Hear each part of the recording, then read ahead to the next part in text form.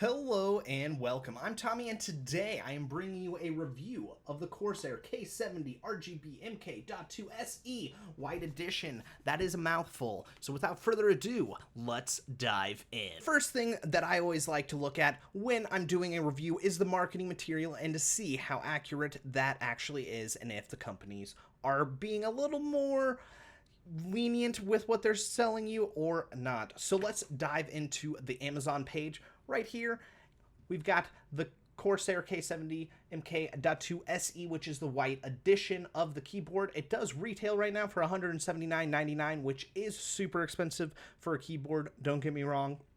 I totally understand that. However, it is absolutely fantastic, and short key review, totally and 100% worth the money.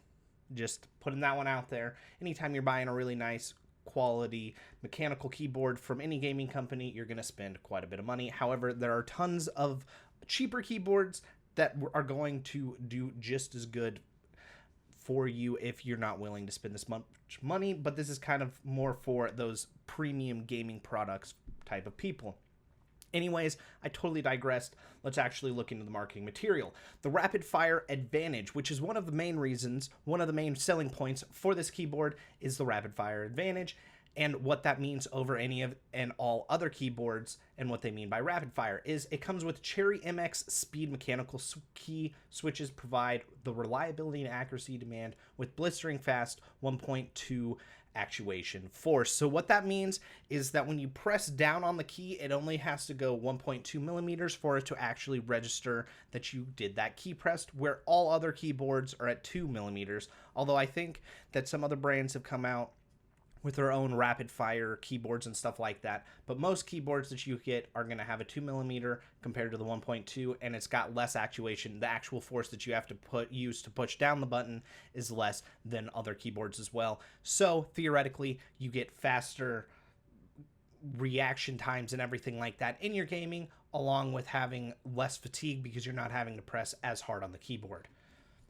The strength that stand out with a special silver anodized brushed aluminum frame and stunning white precision molded double shot keycaps built to turn heads and withstand a lifetime of gaming. So this is also accurate.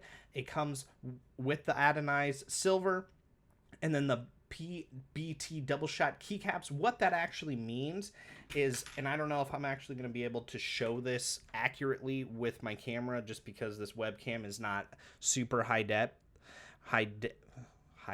that's the word that I'm going for, and I feel like it's always going to try to focus on me instead. But it's super thick in comparison to your average. So from my previous Rapidfire, there's how big that one was, and then if you look at the new keycap, look at the difference there in size. It's pretty significant, and what that means is that they actually have an outer rim right here, and then on the inside they put another rim to make it so it's a super solid key, and I greatly appreciate them for that because it does feel absolutely and utterly fantastic. So another plus, another completely accurate marketing thing. I'm blanking on words, I apologize. Anyways, 100% anti-ghosting with full key rollover. What that means is that you can press literally every single button on this keyboard and it's going to register all of them, which is super awesome. 8 megabytes onboard profile storage. Take all your macros, lighting profiles, and shortcuts with you with 3 stored profiles that work without extra drivers or software. This is also accurate. Like I said, it's only 8 megabytes, so you are limited in what you can do. I think you can only have like 5 different lighting choices and some other things. So it's not like you can go completely and utterly crazy with these. When I was trying to make some of my profiles, I wasn't able to complete them because I just didn't have enough memory to be able to do that. So you are limited in a certain amount, but for the most part, you aren't.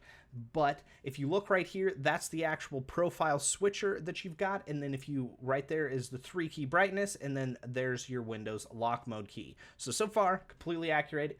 Dedicated volume and multimedia controls. It also has those, and they work well. So the marketing for this guy, 100% accurate.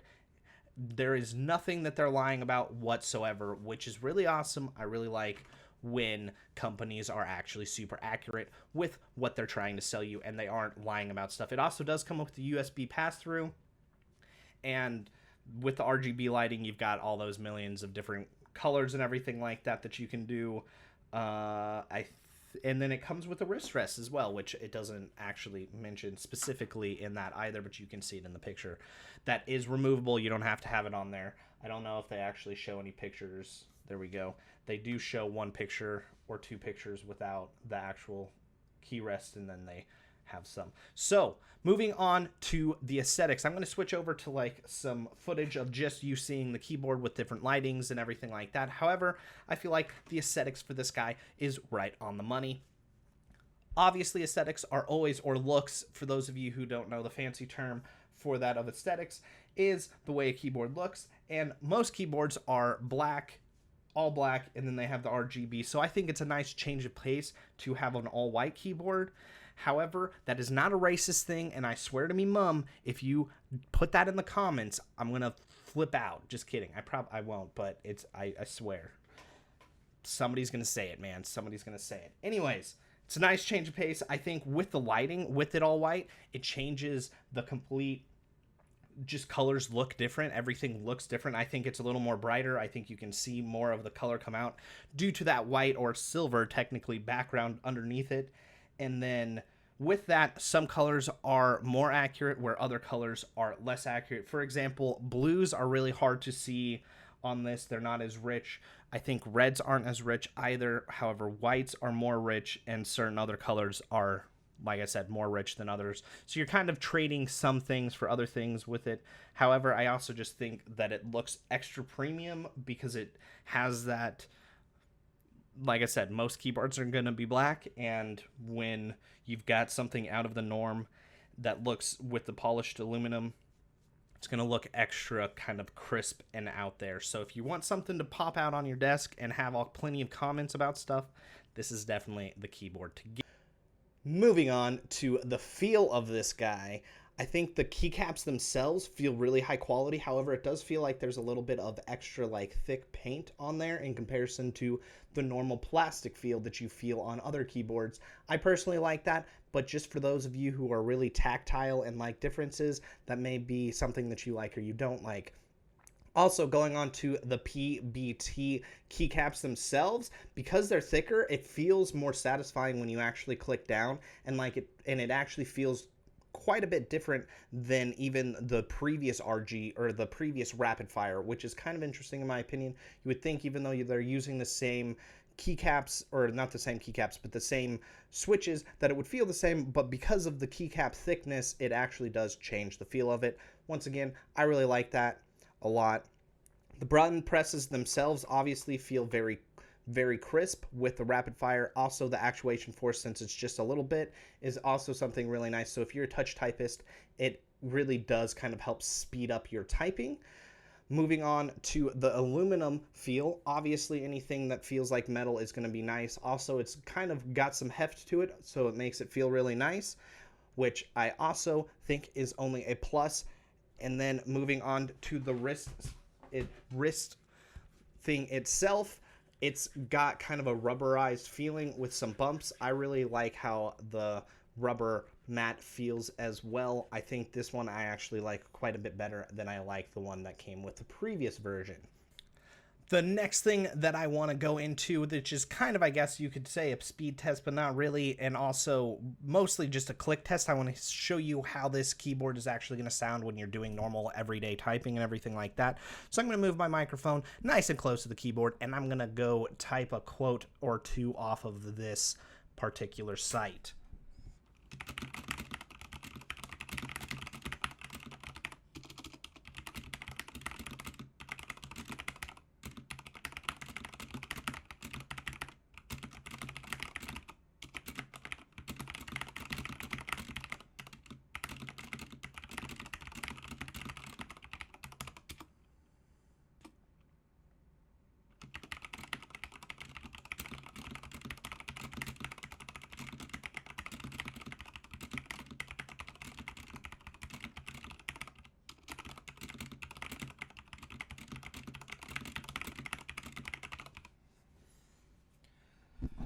So there you go. As you can hear, it is for the most part, it's not actually that loud. However, the Spacebar, in my opinion, is stupid loud. I mean, it's just makes so much noise, and like, there's a normal key press. There's a spacebar. It's just so stupid. It's just stupid loud. But that's the case that I've always found for like most keyboards, is the spacebar is just so loud. The personal pros and cons, I'm going to start with the pros. The brushed thick keycaps I think feel fantastic, and I like the extra thickness there, along with kind of the texture is something new and different. It makes it feel like I can type things a lot faster. I don't know if I actually can or if that's just placebo effect. Going on to the armrest, I really do like the armrest. I think the bumps that it has here and the softness that it has here and the height is all perfect, along with it is a little bit thicker than I think other armrests are, but I do enjoy that. The aircraft grade silver anodized brushed aluminum frame also looks absolutely fantastic, and then it also means that the build quality is a bit more. Moving on to the color accuracy of the switches, or the RGB itself, is really good as well. The whites look absolutely fantastic, and other colors kind of bounce more, especially because it can go like bounce back off that silver anodized aluminum, so it just makes everything seem a lot more brighter and kind of in your face.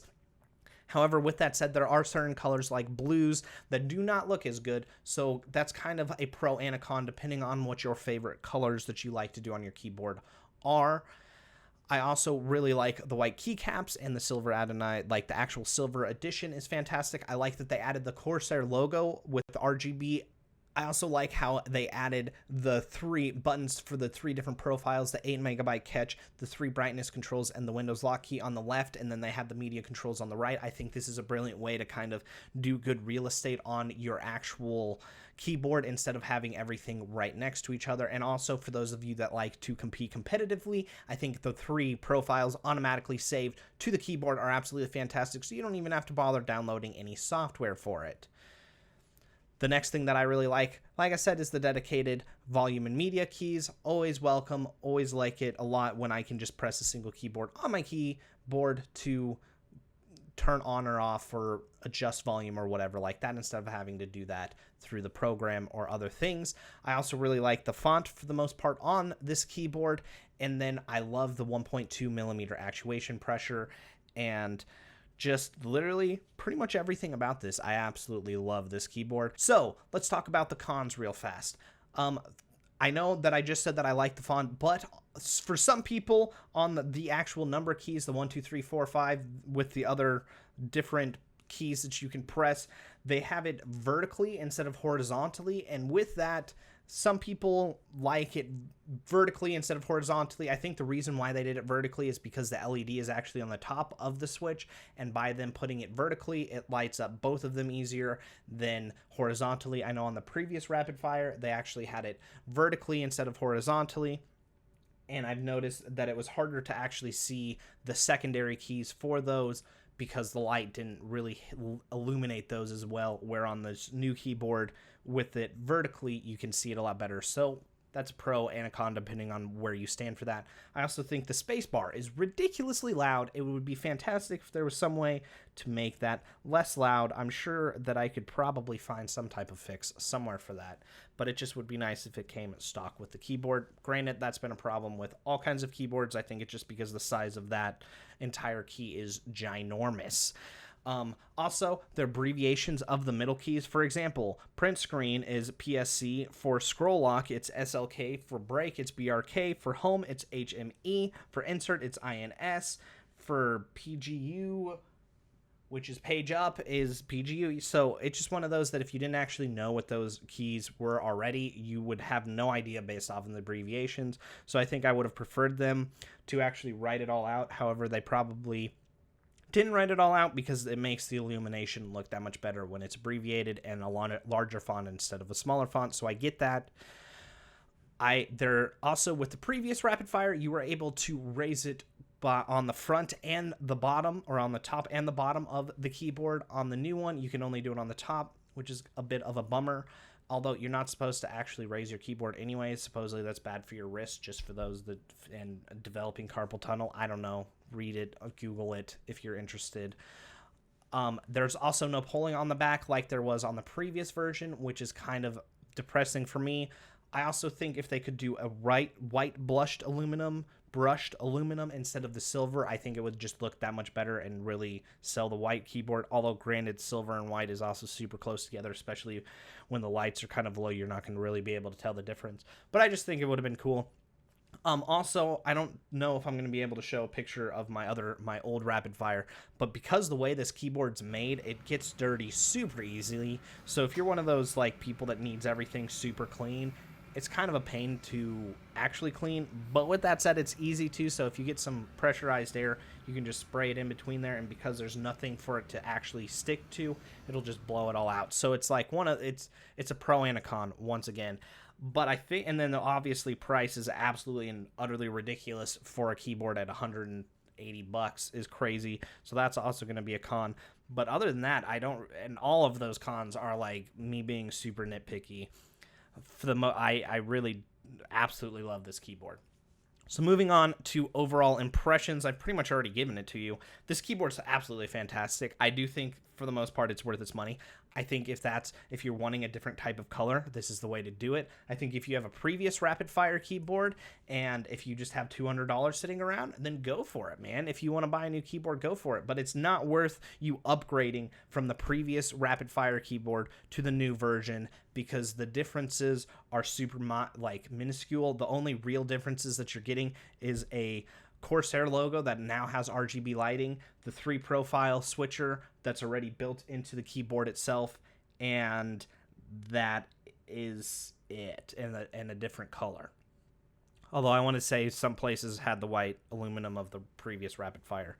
So, like I said, not really worth it to switch. If you have another keyboard and your keyboard's going bad, fantastic choice. Highly recommend it.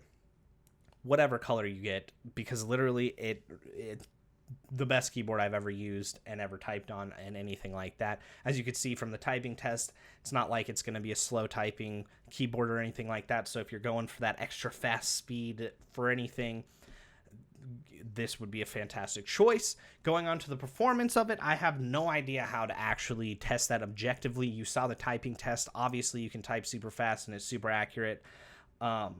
With me gaming, I've never had any problems with my previous or the new Rapidfire keyboard. It always feels like my movements are like instantaneous. Like I've never felt any lag whatsoever when I'm using this keyboard for anything, whether that's typing or gaming or whatever else there is that you use a keyboard for. Also, I forgot to mention this earlier, with the actual media keys and the keys for the profile switching and everything like that, all of those feel mechanical. Like they all have a super fantastic tactile feel for it. So I highly recommend it. The next and last thing that I want to talk about that you can skip if you don't actually care is the actual software itself. Because this software, when you first get it, is super it's hard to comprehend and fully understand. So I do want to kind of not super deep dive into it, but go over it really quick. I think it's actually fantastic software, but it is kind of confusing. So at your home, you've got your different devices. All I have is the RGB, this K70, and then when it comes up, it actually shows the keyboard, which I really like. You've got different profiles. So right here, I have all the different profiles, and when you do this, it actually shows you what is what, and then when you go to, these are the 3 saved options that are already saved to the hardware of the keyboard itself, and then you just create a new one by hitting the plus button. You can create folders or copy profiles and stuff like that. So moving on to the actions, so what I have for this is like the play, pause, etc., etc. Profile switching I have for the profile. And then this is already set for the 3 saved profiles, but because I have more in-depth profiles for everything, that's why I actually changed that binding to the profile switching for my other stuff instead of the saved profiles. And then you actually have like an action library where if, for example, for this macro, I can save that as an action library. So anytime I create a new profile, I can just automatically add that into my new profile, if that makes sense. I don't know if any of that actually made sense without you actually doing it. The lighting effects, super simple. I actually really like how they changed this recently in this newest update. In the previous versions, you used to have a simple and an advanced tab that would switch to, and what I hated with that is I couldn't use any of the previous presets that they already made when I was using the advanced, which is what I always use because I made my own custom profiles, where with this new version, they actually allow you to do whatever you want. So for example, the predefined, you can do rainbow wave, color shift, color pulse, spiral rainbow, color wave, visor, rain, type lighting, and void visualizer. This is the same exact thing for the lighting link, so I don't know why there's two of those. And then the custom is the ones that you can actually set up yourself. So I like that all of that is actually under the same settings now, so you can do whatever you want. So I actually, one of the things that I really liked from that comes stock with it is the type lighting, because I think that just looks sick when you're typing and it illuminates those keys. I wasn't able to do that before because I was using the advanced tab, but now that they've added that to combine for the simple and the advanced together, I can use that without having to turn on and off. And then the performance is just like if Windows lock is on, what happens, the different colors that you can do, the brightness indicator, the profile indicator, and then of course you've got your RGB. Going into the lighting really quick, if you actually look here, you've got your color wheel that you can scroll around with, and then this is how bright or how dark the actual red is going to be, and then your RGB, and then the actual color, the number, if you know that. There's an actual official term for that, but I don't remember what that is. Then the opacity is how bright or how dark it is as well. So the software is absolutely fantastic. It's really complicated. It's going to take you a while to actually learn when you do it, but once you learn it, it's actually super simple to do whatever you want. All you have to do really is add and then pick from the scroll down and then check options, and then like ripple effects like that get a little more complicated and stuff, but I'm not going to do a huge in-depth thing for this because that would take forever. But like I said, software for this is absolutely fantastic, really complicated, but totally worth it if you're wanting to do really cool things with your keyboard.